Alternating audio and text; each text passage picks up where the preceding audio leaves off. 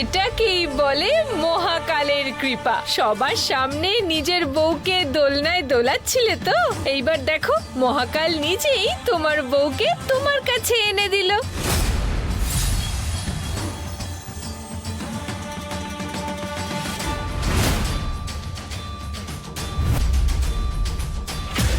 নিয়ম তো এটাই না যে বাড়ির বৌমা সর্বপ্রথম এই দোলনায় বসবে।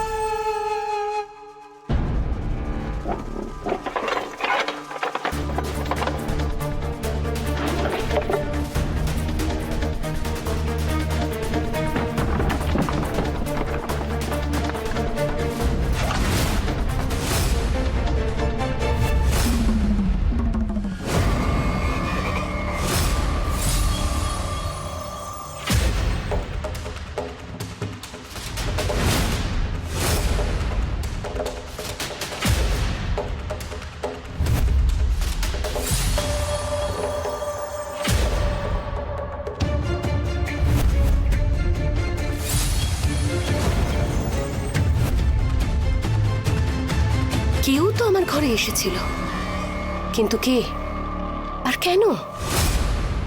কার এত বড় সাহস যে তপস্যার ঘরে তল্লাশি চালায়?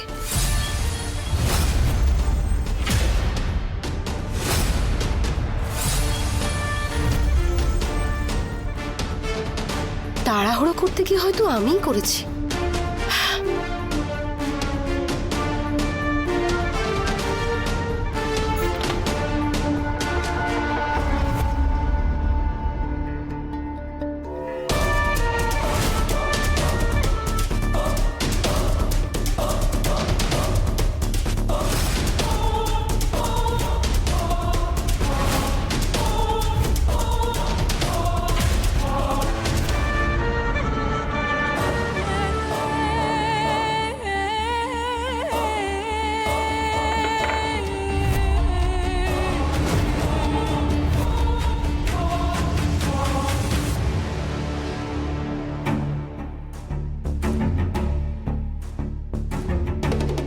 হ্যালো সিটি লাইফ ল্যাব, আমি না একটা ডিএনএ টেস্ট করাতে চাই।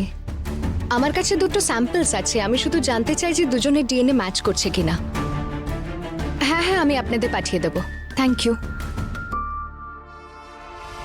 এবার আমি এই ডিএনএ টেস্ট থেকে জানতে পেরে যাব যে আদৌ তপস্যা কি নেত্রা কাকির মেয়ে, নাকি এটাও ওর ষড়যন্ত্র।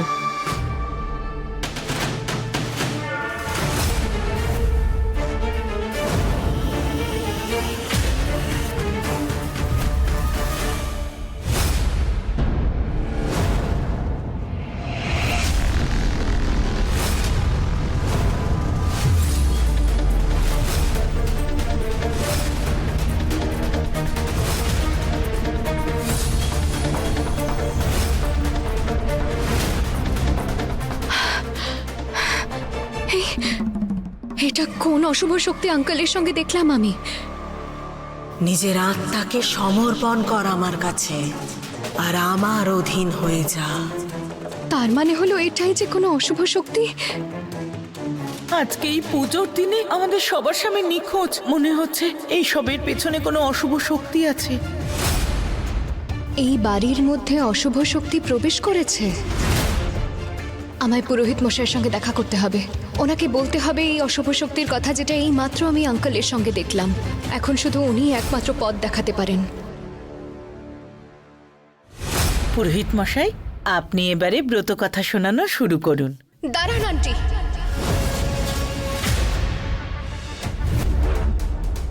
আবার কি হলো? কোনো পুজো পাঠ শুরু হওয়ার আগে বাধা দেওয়াটা অশুভ লক্ষণ, তুমি জানো না?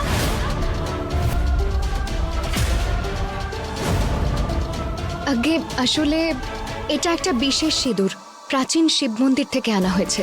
পুরোহিত মশাই আমাকে বলেছেন যে সধবা স্ত্রী তার স্বামীর হাত দিয়ে এই সিঁদুর পরবেন তার সমস্ত মনস্কামনা পূর্ণ হবে।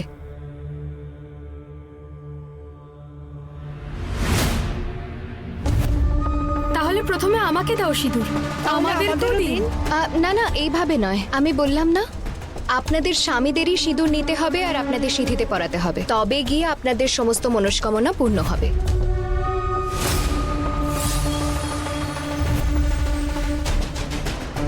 আসুন না।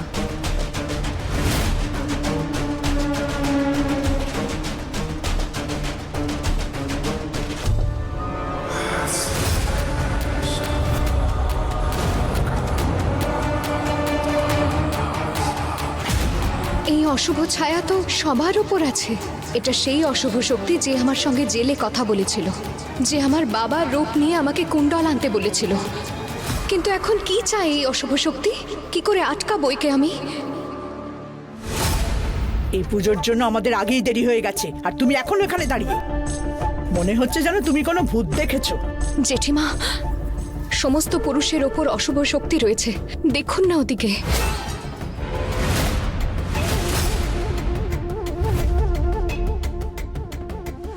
কালো ছায়া আমার ছেলের উপর কেন? আমাকে রানী কর্ণমণির সঙ্গে কথা বলতে হবে।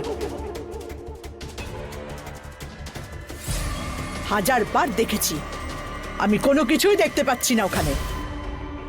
এমন তো নয় যে তোমার মনে যে হিংসা আছে তার ছায়াই ওখানে দেখছো। কিন্তু জেঠিমা, আমি ব্যাস, তোমার বাজে চিন্তা মনেই রাখো। তাড়াতাড়ি পুজোয় বসে যাও।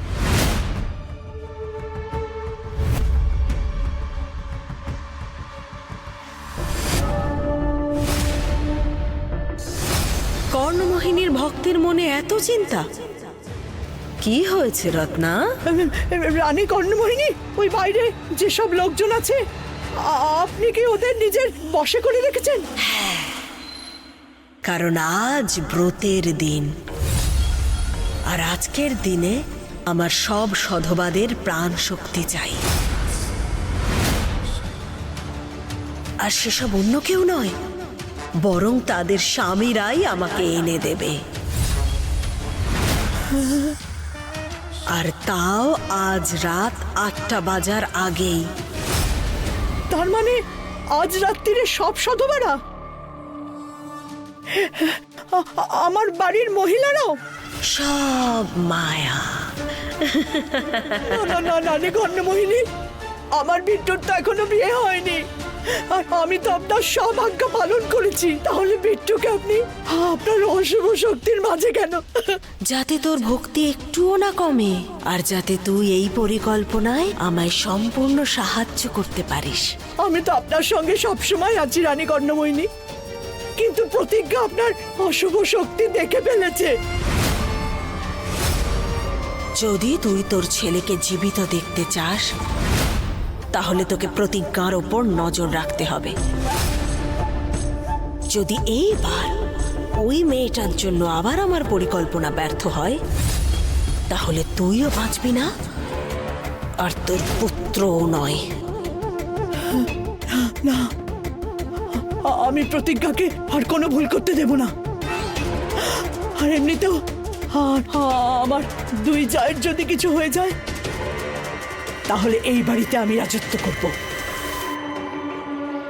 তার মানে এইবার যদি রানী কর্ণমোহিনী জিতে যান, তাহলে আমিও জিতে যাব। 8টা বাজবার আগে সব সধবাদের শেষ করতে হবে আমাদের।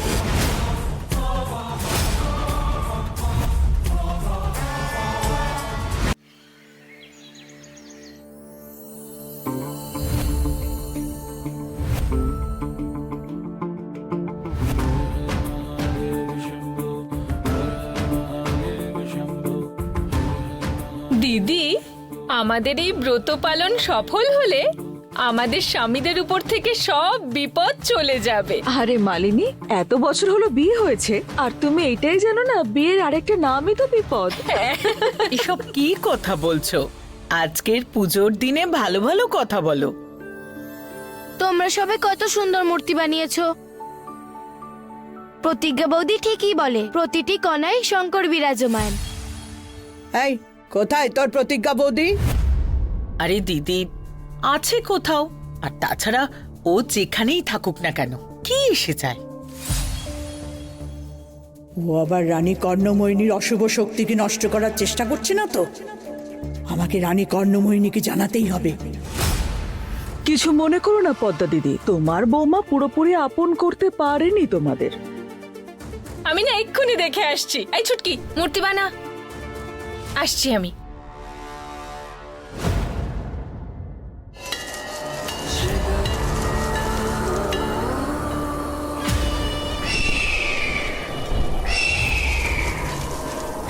রানী কর্ণমোহিনী সঠিক বলছিলেন যে স্বর্ণমোহিনী কিছু না কিছু অবশ্যই করবেন এদের দুজনকে বাঁচানোর জন্য। আমাকে ওদের উপর নজর রাখতেই হবে।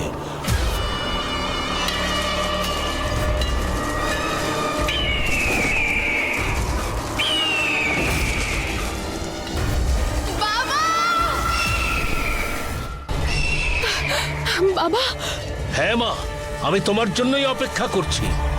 তুমি কি ওই বেলপত্রটা পড়েছো যার উপর আমি কিছু লিখেছিলাম? বাড়ির ভেতর অশুভ শক্তি প্রবেশ করেছে। হ্যাঁ বাবা, আমি পড়েছি। আর আপনি একদম ঠিক বলেছিলেন, সত্যি কোনো অশুভ শক্তি রয়েছে, আর ওর ছায়া আমি নিজের চোখে দেখেছি।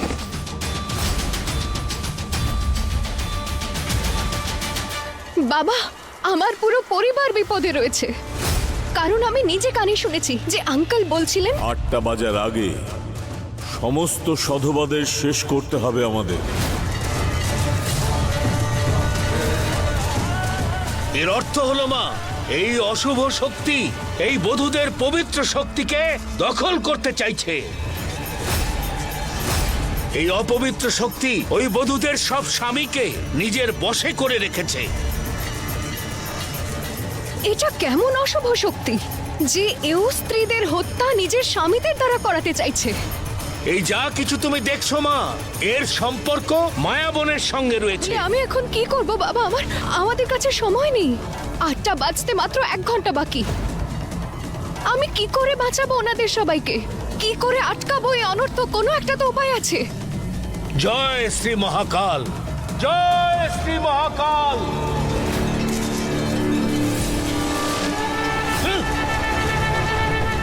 উপায় আছে। এই নববধূর উপর থেকে ওই অশুভ শক্তিকে তাড়ানোর একটাই উপায় আছে, আর সেই উপায় হলো দিব্যকুণ্ডের পবিত্র জল।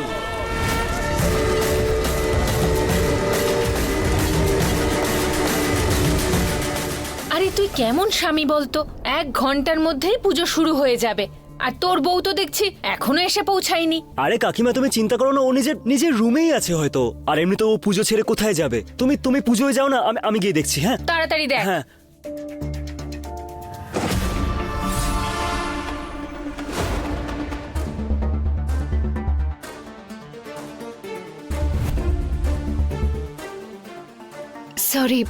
সরি প্রেম। চোখ বন্ধ করে হাঁটো নাকি? একটু চোখ খুলে হাঁটবে, ঠিক আছে? ওই সকাল থেকে কিছু খাইনি তো, তাই উপোস করে মাথাটা ঘুরে গেল। যখন তুমি খিদে সহ্যই করতে পারো না, তাহলে ব্রত করছো কেন? আমার কথা শোনো, যাও গিয়ে কিছু খেয়ে নাও। আচ্ছা, প্রতিজ্ঞা যদি এরকম করতো তাহলে এটাই বলতে? প্রতিজ্ঞার সাথে নিজের তুলনা করা বন্ধ করো তপস্যা। ওর সাথে বিয়ে হয়েছে আমার। আচ্ছা, তাহলে কোথায় আছে তোমার বউ? এই তো ওর ঘরে দেখে এলাম, নিজের ঘরে নেই তো। তোমাদের ছেলেদের সমস্যাটা কি জানো? যে মেয়েরা তোমাদের পাত্তাই দেয় না, তোমরা তাদেরই পেছনে ঘোরো। এরকম কিছুই না। আচ্ছা, তাহলে আমার থেকে পালাচ্ছ কেন?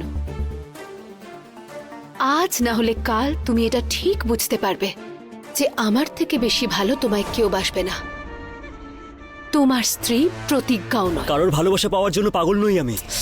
আজ এই উৎসবের দিনে যখন স্ত্রীকেই খুঁজে পাওয়া যায় না, তখন এটাই তো বলা উচিত। কিন্তু তুমি চিন্তা করো না, প্রতিজ্ঞা তোমার জন্য ব্রত করেনি তো কি হয়েছে? আমি আছি তো, আমি তোমার জন্য ব্রত রেখেছি। শুধু সময়ের মধ্যে এসে নিজের হাতে আমার উপোস ভেঙো। কেন? আমাকে জিজ্ঞাসা করে তুমি ব্রত করছো কেন? প্রতিজ্ঞা তোমায় জিজ্ঞেস করে বিয়ে করেছিল? দেখো, আমার আর প্রতিজ্ঞার মধ্যে যা কিছু আছে না, সেটা নিয়ে তৃতীয় কোনো ব্যক্তির বলার কোনো অধিকার নেই।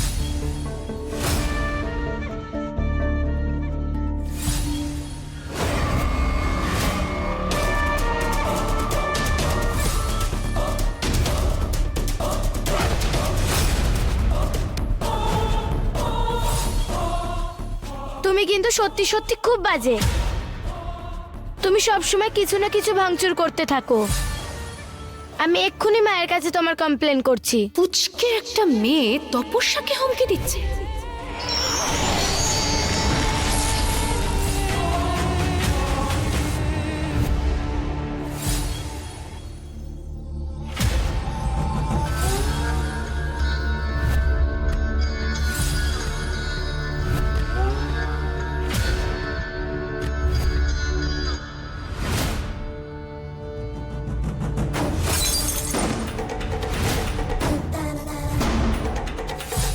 আরে রুহি, কি করলে তুমি?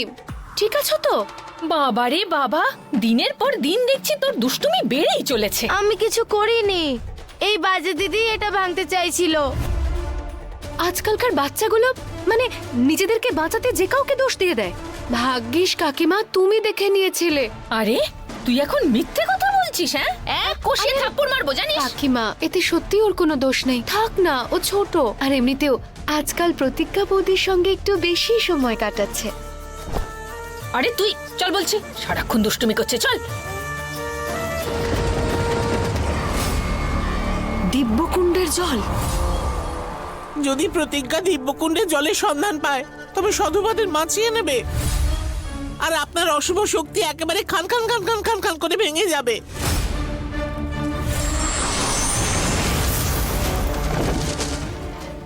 খাবে আমার আর গুণ গাইবে ওই প্রতিজ্ঞার।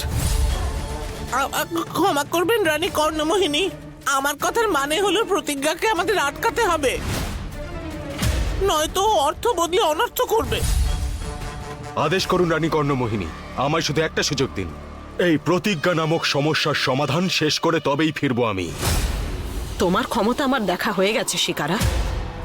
যদি শিকারা না যায় তাহলে কে যাবে প্রতিজ্ঞাকে আটকাতে রানী কর্ণমোহিনী? দেখা যাক।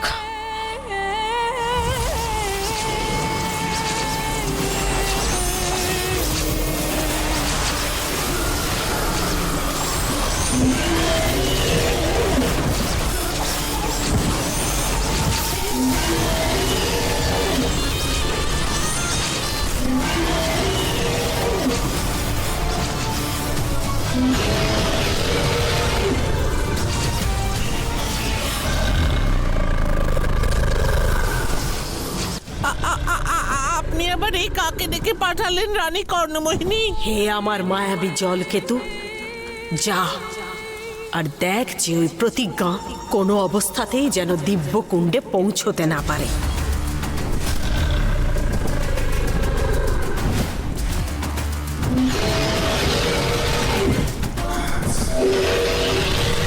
এবার আমার পরিকল্পনা সফল হতে কেউ আটকাতে পারবে না।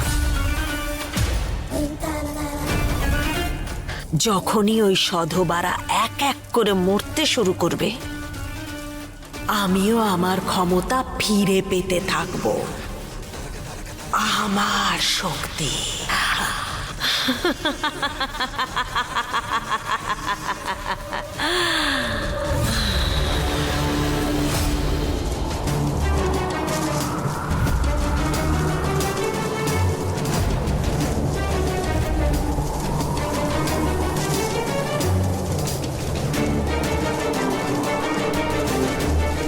উত্তর দিকে 5 ক্রোশ দূরে একটা বিলের জলে মহাকালের বিশেষ কৃপা রয়েছে।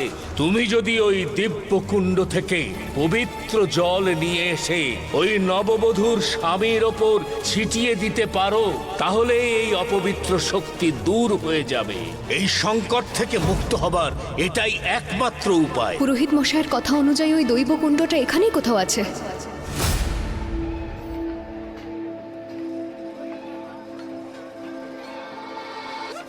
এটাকে বলে সত্যিকারের ভালোবাসা। উপোসটা কিন্তু প্রতিজ্ঞা বৌদি করেছে, আর এদিকে প্রেম দাদা চা খাচ্ছে না। দারুণ ব্যাপার, অসাধারণ। কিসের কি ব্যাপার? তোরা কি অন্ধ নাকি? কোথা থেকে ভালোবাসা দেখছিস? যদি সত্যির প্রতিজ্ঞা আমাকে ভালোবাসতো না, তাহলে এভাবে কাউকে না বলে বাড়ি থেকে চলে যেত না, সেটাও আবার আজকের এই দিনে। আসলে দাদা, ভালোবাসারও তো অনুভব তো আমার নেই, তাই না? কারণ যবে থেকে জন্মেছি তবে থেকে আমি সিঙ্গেল।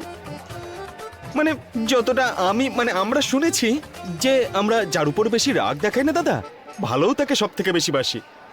খুব বেশি কথা বলছিস তোরা দুজনে, হ্যাঁ? আরে আমার রাগ এই কারণেই হচ্ছে যে সবাই আমাকে জিজ্ঞাসা করছে যে প্রতিজ্ঞা কোথায় গেছে। আরে আমি কি অন্তর্যামী নাকি যে সবকিছু জানতে পেরে যাবো যে ও কোথায় গেছে? একে তো ফোনও তুলছে না ও। তাই তোমার চিন্তা হচ্ছে প্রতিজ্ঞা বৌদিকে নিয়ে? ওর নাম নিবি না একদম। আর এমনিতেও একে তো উধাও হয়ে গেছে, তার উপর আমার বিপি বেড়ে যাচ্ছে। বিপি বেড়ে যাচ্ছে নাকি হৃদস্পন্দন? যা বলেছিস। 8টা বাজতে আনুমানিক আর 8 ঘন্টা বাকি আছে। আমায় যত তাড়াতাড়ি সম্ভব ওই দৈব কুণ্ড খুঁজে তার জল বাড়িতে নিয়ে যেতে হবে।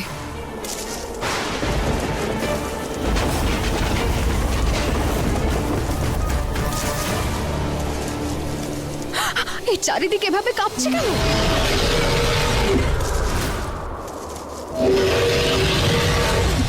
এটা কেমন মায়াবী প্রাণী?